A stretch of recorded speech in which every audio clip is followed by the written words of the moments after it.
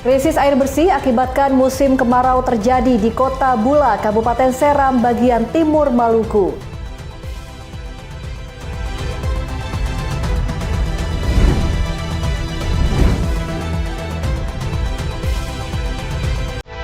Pemerintah Meksiko mengirimkan ratusan ton bantuan kemanusiaan ke Venezuela.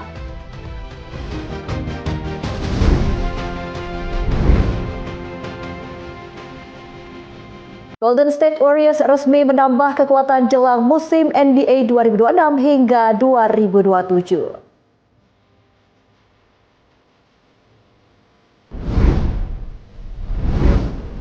Halo, selamat pagi pemirsa setia Berita Nasional TV. Senang sekali Berita Nasional Pagi kembali hadir menyapa Anda. Selain 3 berita utama tadi, akan ada informasi lainnya dari dunia politik, ekonomi, hingga isu sosial yang sedang hangat diperbincangkan. Bersama saya, Restu Wulandari.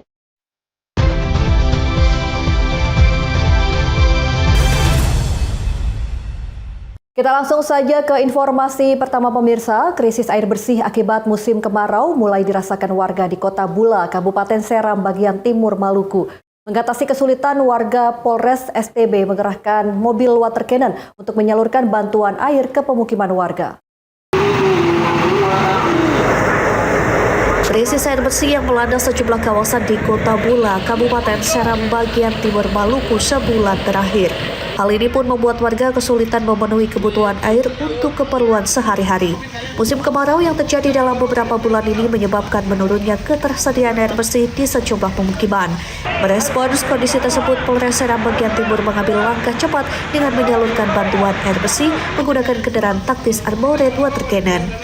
Kendaraan yang biasanya digunakan untuk pengendalian massa itu dialihfungsikan sementara untuk mengangkut dan mendistribusikan air bersih langsung ke rumah-rumah warga. Kegiatan penyaluran air bersih dipimpin langsung oleh Wakapolres Seram bagian timur Kompol Johannes Titus bersama personil Polres SBT. Penyaluran diprioritaskan ke kawasan Fatolo, Kota Bula yang menjadi salah satu wilayah paling terdampak kekeringan. Kegiatan ini merupakan wujud kepedulian Polri dalam membantu masyarakat yang mengalami kesulitan mendapatkan air bersih selama musim kemarau. Bantuan tersebut disambut antusias oleh warga. Masyarakat mengaku sangat terbantu karena pasokan air bersih datang di saat mereka mulai kesulitan mendapatkan sumber air untuk kebutuhan rumah tangga. Kami berharap dengan kegiatan untuk menyalurkan air bersih di desa kami sangat berterima kasih atas apa yang dijalankan oleh Polres SBT saat ini.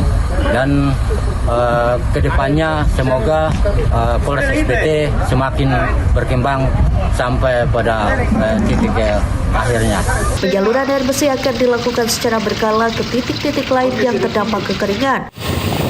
Selain membantu memenuhi kebutuhan dasar masyarakat, langkah ini juga diharapkan dapat menjadi bentuk sinergi antara Polri dan pemerintah daerah dalam menangani dampak musim kemarau.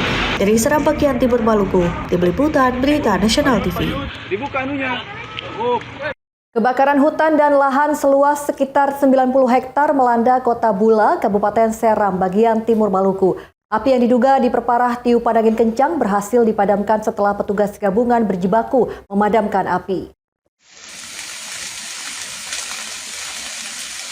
Kebakaran hutan dan lahan terjadi di kawasan Kota Bula, Kabupaten Seram bagian timur Maluku pada Senin siang. Berdasarkan hasil analisis geospasial UPTD Kehutanan Seram bagian timur, total kawasan yang teridentifikasi terdampak mencapai 95 hektar dengan sekitar 90 hektar diantaranya hangus terbakar.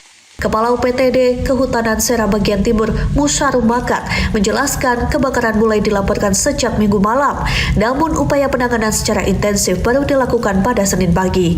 Titik api yang semula berada di dekat kawasan mesin pembangkit listrik PLN Bula dengan cepat meluas akibat tiupan angin kencang dan kondisi lahan yang kering. Petugas gabungan dari Polres Satbrimob, Dinas Pemadam Kebakaran, BPBD, UPTD Kehutanan, PLN, serta warga setempat diturunkan untuk memadamkan api. Operasi pemadaman menggunakan 1 unit armada pemadam kebakaran milik pemerintah kabupaten, 1 unit water tank cannon milik Polres, 1 unit armored water cannon dari Satbrimob Kompi 3 Batalion B Pelopor, serta mobil tangki air milik warga yang digunakan secara sukarela. Setelah berlangsung sejak pagi, kobaran api akhirnya berhasil dipadamkan pada sore hari.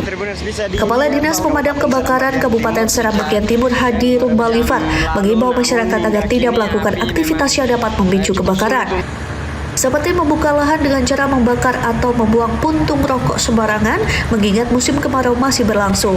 Pemerintah daerah juga menyampaikan apresiasi kepada seluruh petugas dan masyarakat yang terlibat dalam proses pemadaman. Namun, Dinas Pemadam Kebakaran mengakui masih menghadapi kendala keterbatasan sarana, khususnya belum dimilikinya mobil suplai air yang sangat dibutuhkan untuk mendukung operasi pemadaman kebakaran berskala besar. Dari Seram bagian Timur Maluku, Tim Liputan Berita Nasional TV.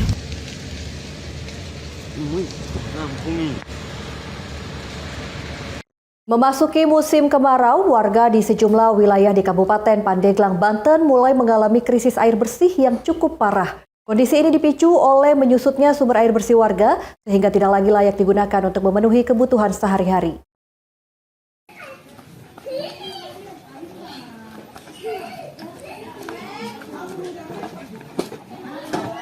Kesulitan mendapatkan air bersih kini mulai dirasakan oleh warga di sejumlah desa di Kabupaten Pandeglang, Banten. Salah satunya seperti yang terjadi di Desa Pasir Lancar, Kecamatan Sindang Rasmi. Sejak pagi hari, warga di wilayah ini harus rela mengantri di belakang mobil tangki bantuan dari pemerintah daerah, lantaran sumur milik warga sudah sepenuhnya mengering. Kondisi sulit ini jelas sangat mengganggu aktivitas sehari-hari masyarakat, mulai dari kebutuhan memasak, mandi, hingga untuk kebutuhan air minum. Warga menyebut kondisi sulit mendapatkan air ini sudah terjadi sejak 2 bulan terakhir. Apabila bantuan tangki air belum datang, sebagian warga bahkan terpaksa harus berjalan kaki sejauh 2 km menuju sungai terdekat demi mendapatkan air yang seadanya. Masih Bu kekeringan di daerah sini Bu? Hampir 2 bulan. Sejauh ini untuk memenuhi kebutuhan air bersih suka nyari kemana Bu? Kemana aja, paling ke sumur kan udah kering. Ya kemana aja gitu, nyari-nyari. Paling ke itu apa namanya, kolam-kolam orang kita cari. Kolamnya juga udah kering sekarang, udah nggak ada. Ke sungai-sungai, 2 kiloan. Alhamdulillah bersyukur banget pemerintah yang telah memberikan air bersihnya kepada masyarakat kami. Menyikapi kondisi tersebut, pihak Badan Penanggulangan Bencana Daerah dan Pemadam Kebakaran atau BPBD Kabupaten Pandeglang kini terus melakukan pendataan di sejumlah wilayah yang terdampak. Petugas juga mulai rutin mendistribusikan bantuan air bersih menggunakan armada mobil tangki. Pihaknya juga mengimbau agar masyarakat mulai menghemat penggunaan air bersih. Kalau yang terdampak sesuai dengan permohonan dari kecamatan dan desa sudah ada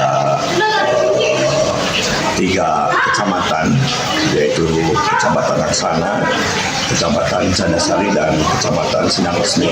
Ini yang sudah memohon atau permintaan pengiriman air bersih. Permintaan itu langsung kita tindak lanjuti. Memang setelah kita mendapatkan informasi dari BMKG bahwa di dari bulan Juni sampai Agustus ini sudah masuk ke musim kemarau atau kering. Jadi kami dari BPBD Kabupaten Pandeglang sudah menyiapkan konsep tentang pengiriman air. Kami prinsipnya tetap melayani permintaan dari kecamatan atau desa. Prinsipnya itu, jika ada permintaan kita sudah tidak lanjuti. Selain itu, masyarakat juga diminta agar segera melapor kepada aparat desa atau kecamatan setempat apabila wilayahnya mengalami krisis air bersih agar bantuan armada tangki air dapat segera disalurkan. Dari Pandeglang, Banten, Tim Liputan Berita Nasional TV. Kita beralih ke informasi lain pemirsa. Wakil Menteri Transmigrasi Viva Yoga Mauladi menargetkan kawasan transmigrasi Kikim di Kabupaten Lahat, Sumatera Selatan sebagai salah satu kawasan sentra pangan nasional. Upaya ini dilakukan dengan mengoptimalkan lahan dan mendorong pengembangan komoditas unggulan seperti padi, kopi, dan sawit. Republik Indonesia. Dalam kunjungannya di kawasan transmigrasi Kikim, Kabupaten Lahat, Sumatera Selatan, Wakil Menteri Transmigrasi Viva Yoga Mauladi menyebut kawasan yang dibangun sejak tahun 1982 ini memiliki potensi besar di sektor pertanian. Selain menjadi sentra tanaman pangan, kawasan tersebut juga mengembangkan komoditas perkebunan seperti kopi dan sawit. FIFA menyebut pihaknya akan bekerja sama dengan kementerian terkait dalam mengoptimalkan lahan yang belum dimanfaatkan. Hari ini saya mendatangi kawasan Kikim, Kabupaten Lahat, di mana para transmigrannya telah dikirim sejak tahun 1982.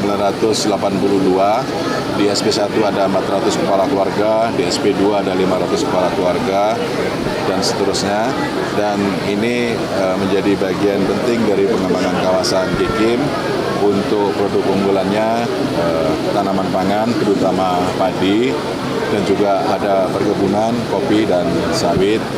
Dan kita akan terus untuk membantu di kawasan transmigrasi, terutama di kawasan Kikim ini, yang berkaitan dengan adanya lahan-lahan yang masih belum terpakai. Nanti akan kami diskusikan dengan pemerintah daerah agar bisa difungsikan secara maksimal, yang akan dapat memberikan nilai tambah ekonomi kepada masyarakat di kawasan transmigrasi. Bupati Kabupaten Lahat Bursa Zarnubi juga menilai kawasan transmigrasi Kikim telah memberikan kontribusi besar terhadap pertumbuhan ekonomi daerah. Melalui optimalisasi lahan, peningkatan infrastruktur dan pengembangan sektor pertanian, pemerintah berharap kawasan transmigrasi Kikim mampu menjadi salah satu sentra pangan yang mendukung ketahanan pangan nasional. Dari Kabupaten Lahat, Natasha Alko, Agada Agung, Berita Nasional TV. Polisi berantas begal dan balap liar di Makassar. Tetaplah bersama kami di Berita Nasional Pagi.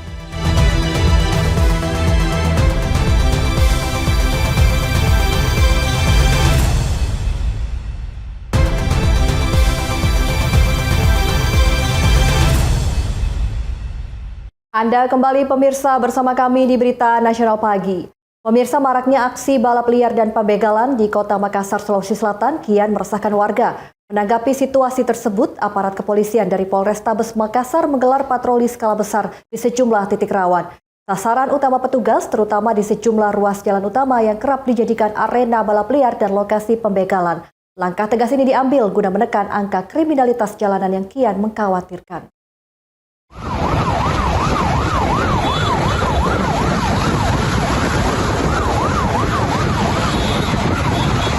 Inilah video saat personil dari Satuan Samap Polrestabes Makassar terlibat kejar-kejaran dengan para pelaku balap liar atau geng motor. Mulai dari Jalan Veteran hingga ke Jalan Mongin Sidi dan ke Jalan Andi Pangeran Petarani, Kota Makassar, Sulawesi Selatan. Dari hasil patroli tersebut, petugas berhasil mengamankan sejumlah remaja yang diduga kuat sebagai pelaku balap liar. Penangkapan sempat diwarnai aksi kejar-kejaran karena para pelaku mencoba kabur dari petugas. Tak hanya mengamankan 3 pelaku dan kendaraannya, polisi juga menemukan 9 barang yang diduga akan digunakan untuk aksi kejahatan jalanan.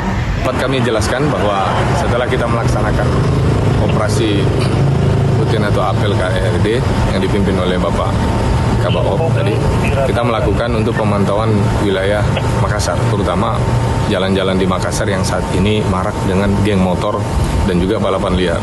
Sehingga kami mobile, ternyata tadi setelah kita mobile, kami melihat 2 pengendara motor, dan mencurigakan dia akan memepet beberapa motor juga yang diduga kami lihat sepertinya mau membegal.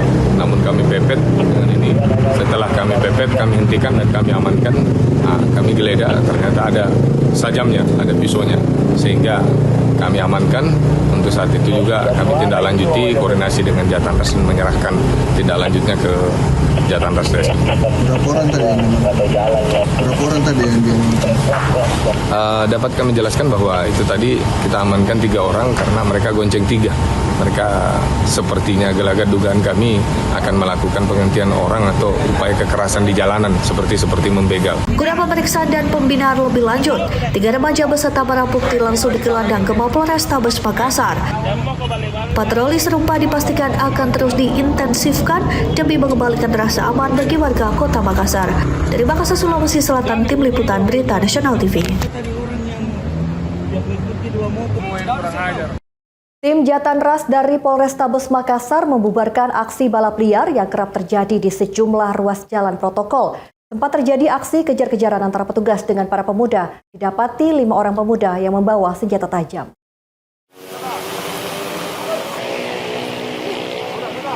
Kala sebagian besar warga Makassar sedang terlelap dalam jamarung malam, Jalan Veteran Selatan justru menjadi saksi atas kegelisahan yang memuncak.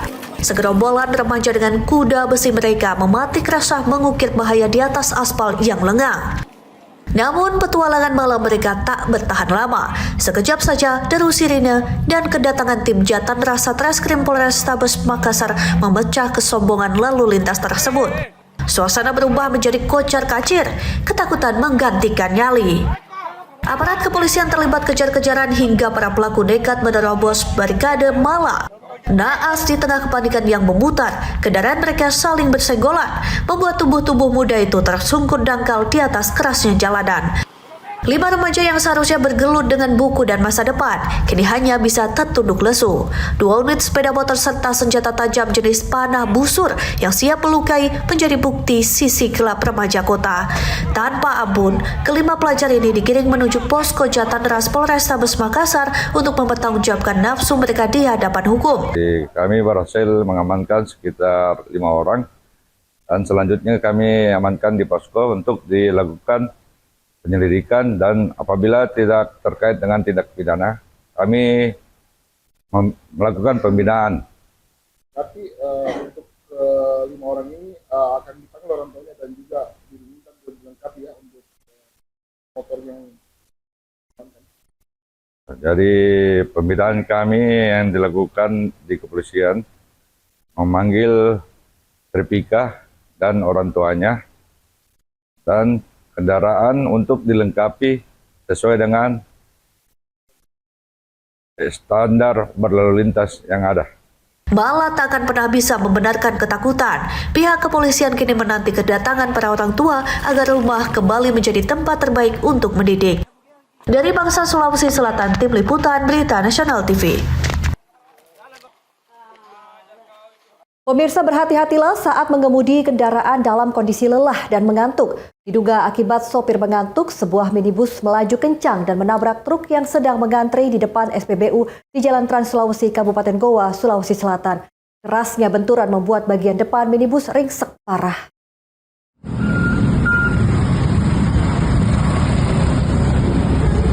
Detik-detik kecelakaan ini terekam kamera petugas Satlantas Polresta Goa yang sedang mengatur lalu lintas di lokasi kejadian.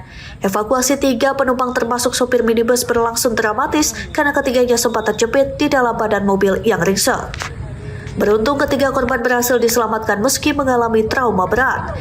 Petugas lalu lintas yang berada di lokasi langsung melakukan olah tempat kejadian perkara atau TKP untuk memastikan penyebab pasti kecelakaan.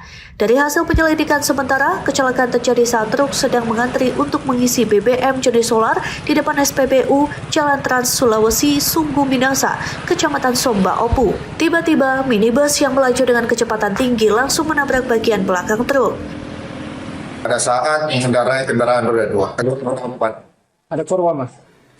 korban untuk ketiga-tiganya dinyatakan selamat, walaupun mungkin terjadi benturan, tetapi karena airbag yang ada di dalam kendaraan tersebut memberikan penyelamatan terhadap pengemudi, sehingga tidak terjadi luka yang fatal ataupun yang cedera yang sangat fatal. Kalau kondisi kendaraan sendiri pas kecelakaan? Kondisi kendaraan rusak berat, kurang lebih 80% pada bagian depan. Untuk radiatornya pun mengalami pecah dan kemudian mengeluarkan air pada kap mesinnya. Kendaraan saat ini di mana? Kendaraan saat ini sementara kami amankan di Satuan Lalu Lintas Polresta Goa untuk penyelidikan lebih lanjutnya. Guna kepentingan penyelidikan, kedua kendaraan yang terlibat kecelakaan kini diamankan di kantor unit laka lantas Polresta Goa sebagai barang bukti. Polisi pun mengimbau pengendara agar tidak memaksakan diri menyetir jika kondisi tubuh sudah lelah dan mengantuk. Dari Goa, Sulawesi Selatan, Tim Liputan Berita Nasional TV. Dan diduga mengantuk, mobil pick-up muatan baja ringan menabrak trotoar jalan dan tiang lampu penerangan di Jalan R. Sukamto, Duren Sawit, Jakarta Timur. Akibat kecelakaan tunggal ini, arus lalu lintas dari arah Buaran menuju Pondok Kopi sempat tersendat.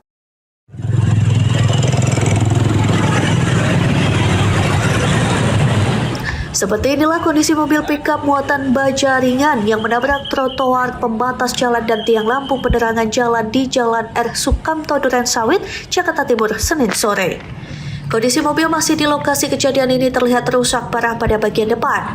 Menurut keterangan pengemudi, dirinya berdua bersama rekannya yang membawa baja ringan melaju dari arah Pondokopi ke arah Buaran. Tiba-tiba saat di Jalan R. Sukamto mengalami microslip sehingga kendaraan yang dikemudikannya oleng ke kanan menabrak trotoar pembatas jalan dan tiang lampu penerang jalan. Akibat kecelakaan tunggal ini, pengemudi mengalami luka pada bagian bibir atas akibat benturan. Ada Pondokopi. Ada kopi, ada suara. Bawa? Oh, halo. Bisa diri kenapa? Ngantuk. Tiba-tiba oleh ke kanan. Ya, oleh ke kanan. Berarti itu, ya? Ya. Apa aja ya? Cuma ini doang. Sejumlah teman korban yang datang ke lokasi langsung memindahkan kendaraan yang menabrak ke pinggir jalan. Sementara akibat kecelakaan ini, arus lalu lintas dari arah Buaran menuju Pondokopi sempat tersendat. Dari Jakarta, Nandityo, Berita Nasional TV. Meksiko kirim bantuan kemanusiaan ke Venezuela. Setelah jeda berikut ini, tetaplah bersama kami.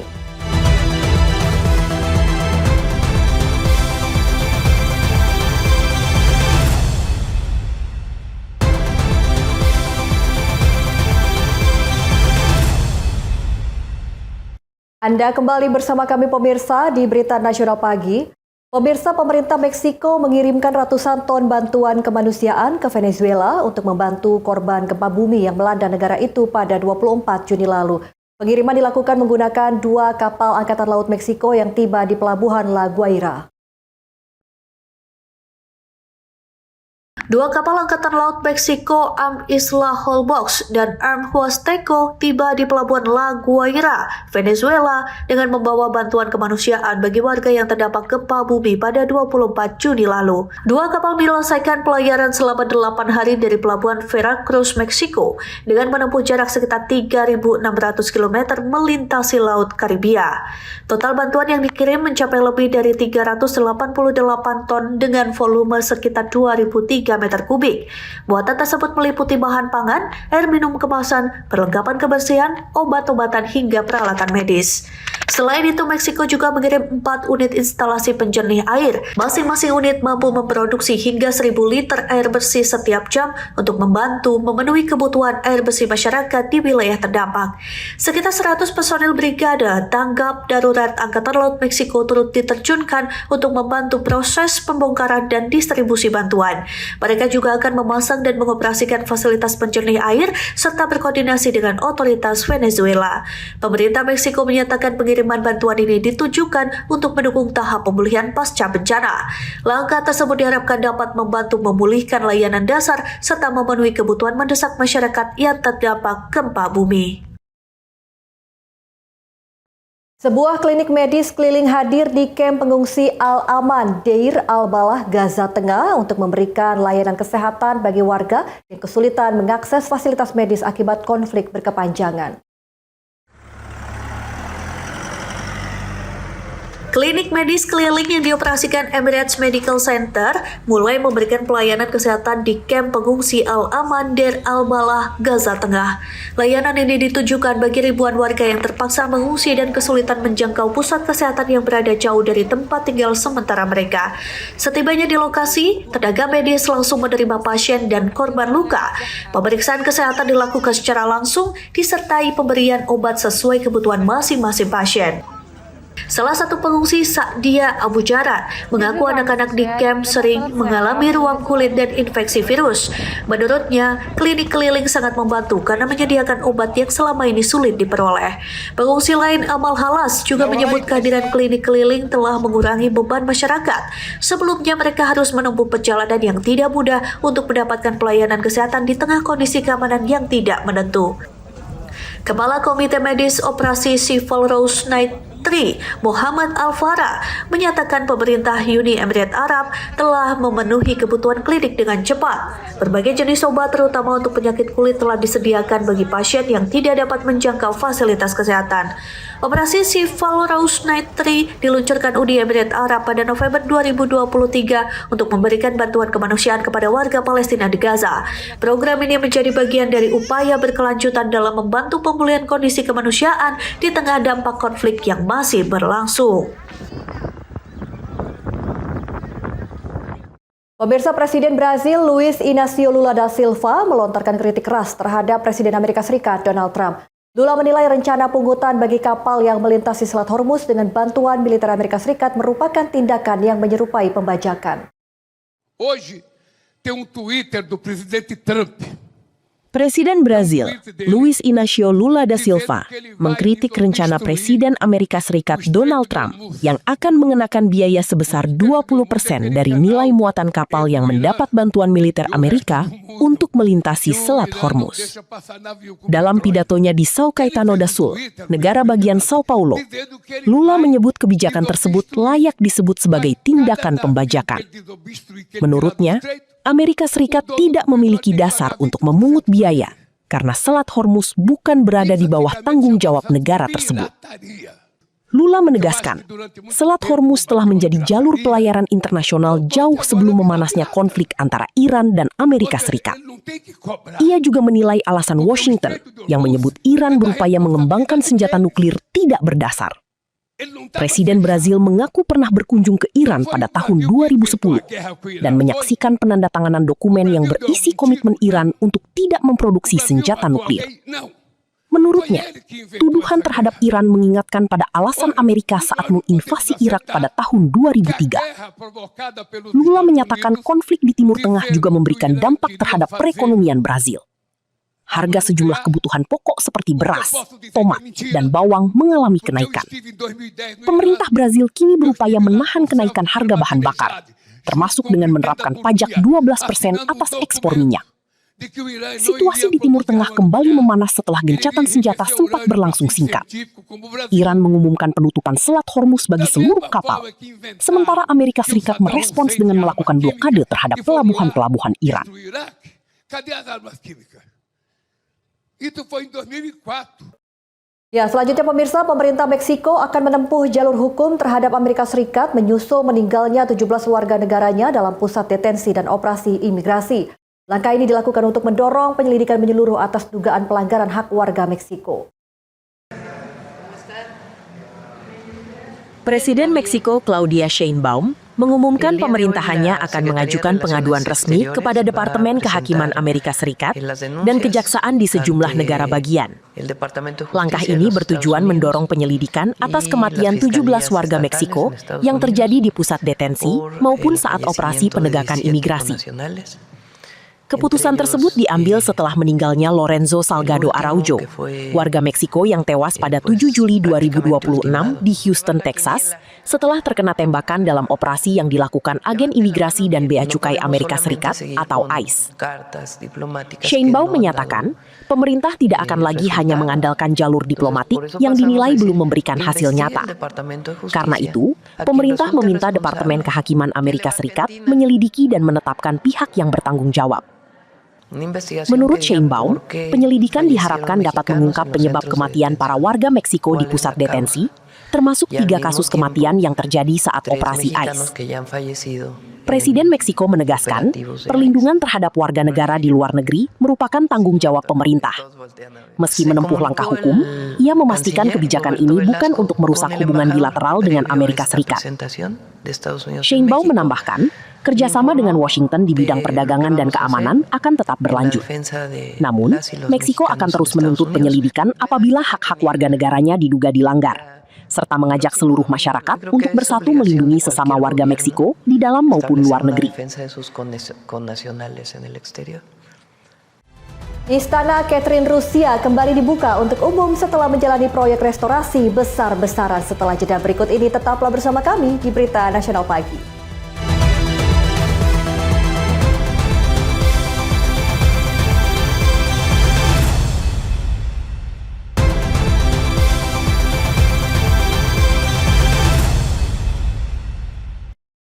Anda kembali pemirsa bersama kami di Berita Nasional Pagi. Selanjutnya saya akan mengajak Anda jalan-jalan ke Rusia ya pemirsa ya.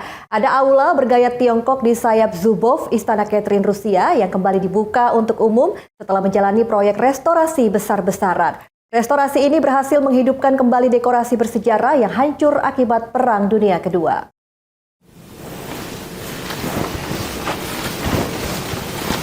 Aula bergaya Tiongkok yang berada di sayap Zubov, Istana Catherine Kompleks Museum Tsarskoye-Selo, St. Petersburg, resmi dibuka kembali pada bulan lalu setelah proses restorasi yang berlangsung selama lebih dari 2 tahun. Selama 700 hari, para ahli dari Tiongkok bekerja membuat ulang 155 panel dinding menggunakan teknik pernis tradisional. Pekerjaan tersebut dilakukan untuk mengembalikan keindahan ruang yang sempat musnah saat Perang Dunia Kedua. Panel-panel hias yang telah direkonstruksi menampilkan beragam motif alam, sosok dewa abadi dalam tradisi Taoisme, serta pemandangan berupa istana jembatan, pavilion, gazebo, pohon, tanjung, dan pulau. Seluruhnya dibuat dengan detail tinggi sesuai desain asli. Pihak museum menjelaskan panel pernis menjadi elemen dekoratif utama di ruang penerimaan terbesar milik Maharani Catherine yang agung. Panel-panel tersebut disusun dalam 3 tingkat dengan masing-masing menampilkan teknik seni pernis yang berbeda, termasuk teknik emas di atas pernis hitam, panel koromandel berwarna, dan teknik miaojin. Menurut pihak museum, proses rekonstruksi dilakukan berdasarkan layar Tiongkok asli abad ke-17 yang tersimpan di koleksi Museum Hermitage. Selain itu, tim restorasi juga menggunakan referensi dari furnitur abad ke-18 yang masih terpelihara di Tsarskoye-Selo dan sejumlah museum lain. Secara keseluruhan, luas permukaan panel yang dilukis mencapai hampir 170 meter persegi. Hasil restorasi ini diharapkan mampu menjaga warisan budaya dunia sekaligus memberikan pengalaman baru bagi pengunjung yang ingin menikmati kemegahan arsitektur dan seni bersejarah. Ya, dari Rusia kita ke Tiongkok pemirsa. Kuil gantung berusia lebih dari 1.500 tahun di Provinsi Shanxi, Tiongkok kini tampil memukau pada malam hari berkat sistem pencahayaan berintensitas rendah. Inovasi ini menghadirkan pertunjukan budaya yang memadukan sejarah, teknologi, dan keindahan alam tanpa mengganggu kelestarian bangunan bersejarah. 1700年时光四季轮 Kuil gantung yang berdiri di lereng Gunung Heng, Kota Datong, Provinsi Shanxi, kembali menjadi perhatian wisatawan melalui pertunjukan malam bertajuk Why the Hanging Temple. Pertunjukan ini memanfaatkan tebing gunung sebagai panggung alam dan kuil bersejarah sebagai latar utama. Berkat sistem pencahayaan berintensitas sangat rendah, struktur kuil yang menggantung lebih dari 50 meter di atas dasar ngarai tampak semakin dramatis. Teknologi tersebut dirancang khusus untuk menjaga kondisi bangunan kayu kuno agar tetap lestari. Pertunjukan menggabungkan koreografi vertikal, penceritaan tradisional, serta proyeksi 3 dimensi yang menghidupkan kembali kisah dan warisan dinasti Wei Utara. Para pengunjung mengaku terpesona dengan efek visual yang membuat tebing dan kuil seolah hidup di hadapan mereka. Salah satu wisatawan mengatakan pencahayaan yang diproyeksikan ke dinding batu menciptakan pemandangan yang sangat menakjubkan. Pengunjung lain menilai pemandangan kuil yang berdiri di tepi tebing dipadukan dengan pertunjukan seni menjadi pengalaman yang sulit dilupakan. Menurut para pelaku pertunjukan, pementasan yang terdiri dari 4 babak ini disebut sebagai salah satu pertunjukan langsung di tebing terbesar di Asia. Konsepnya memadukan alam, cahaya, dan budaya menjadi sebuah atraksi wisata malam yang imersif. Festival Seni Patung Pasir Tongxiao resmi dibuka di Kabupaten Miaoli, Taiwan. Ajang yang menampilkan puluhan karya seni dari seniman lokal dan mancanegara ini menjadi salah satu daya tarik wisata musim panas yang menyuguhkan perpaduan seni, hiburan, dan rekreasi bagi keluarga.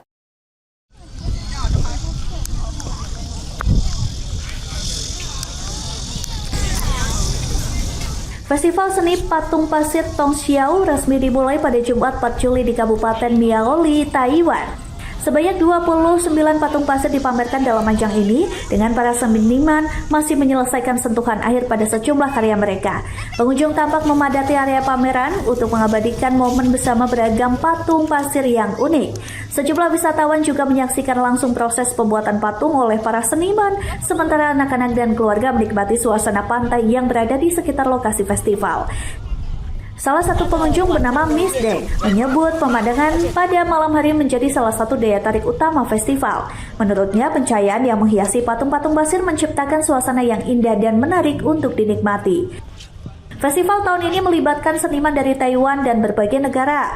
Karya utama bertajuk Heart of the World menjadi ikon pameran dengan desain yang terinspirasi dari bunga tung, salah satu simbol alam yang ikonik di wilayah tersebut. Memasuki penyelenggaraan ketiga, festival akan berlangsung hingga 6 September mendatang. Selain pameran patung pasir, pengunjung juga dapat menikmati kompetisi patung pasir internasional, pertunjukan musik, pasar kreatif, serta berbagai aktivitas ramah keluarga. Sejak pertama kali digelar pada tahun 2024, Festival Seni Patung Pasir Tongxiao telah berkembang menjadi salah satu agenda wisata musim panas unggulan di Kabupaten Miaoli yang menarik ribuan pengunjung setiap tahun. Tim Liputan Berita Nasional TV. Pemirsa, seorang seniman otodidak di kawasan pegunungan Kolasin, Montenegro menarik perhatian lewat karya patung kayu yang dibuat menggunakan gergaji mesin. Hasil ukirannya kini menghiasi berbagai kawasan wisata alam dan menjadi sumber mata pencahariannya. Sasa Dulovic, pria berusia 33 tahun asal Kolasin di Montenegro Utara, berhasil mengubah balok kayu menjadi beragam patung seni yang unik dengan mengandalkan gergaji mesin sebagai alat utama. Karya-karyanya terinspirasi dari keindahan pegunungan, hutan, dan kehidupan alam liar di daerah kelahirannya. Dulovic mengaku awalnya tidak berniat menjadi pemahat. Kemampuan itu muncul saat ia membangun dan menghias sebuah katun atau perkampungan musim panas tradisional di kawasan pegunungan. Dari situ, ia mencoba membuat ukiran kayu dan menyadari memiliki bakat dalam seni pahat. Meski tidak pernah menempuh pendidikan formal di bidang seni, Dulovic terus mengasah kemampuannya secara mandiri. Dengan ketekunan dan latihan, ia berhasil menciptakan berbagai patung yang menampilkan sosok manusia, hewan, serta bentuk-bentuk yang terinspirasi dari alam. Karya-karyanya kini menghiasi padang rumput hijau dan kawasan wisata di Kolasin, memberikan nuansa seni yang menyatu dengan lingkungan alam. Hasil pahatannya juga menjadi daya tarik bagi wisatawan yang berkunjung ke daerah tersebut. Seiring meningkatnya permintaan, Dulovic menjadikan keahliannya sebagai sumber penghasilan. Ia menerima pesanan patung untuk berbagai etno summer pasture, desa wisata ekologi, hingga restoran yang ingin menampilkan sentuhan seni berbahan kayu. Kisah Sasa Dulovic menjadi bukti bahwa kreativitas dan ketekunan dapat melahirkan karya bernilai tinggi, meski tanpa latar belakang pendidikan seni formal. Karyanya kini tidak hanya memperkaya keindahan alam Kolasin, tetapi juga mendukung perkembangan pariwisata dan ekonomi lokal. Tim Liputan Berita Nasional TV. Informasi tadi sekaligus menutup perjumpaan kita di Berita Nasional pagi kali ini. Saya Restulandari beserta kru yang bertugas pamit undur diri. Selamat pagi, selamat beraktivitas, dan sampai jumpa.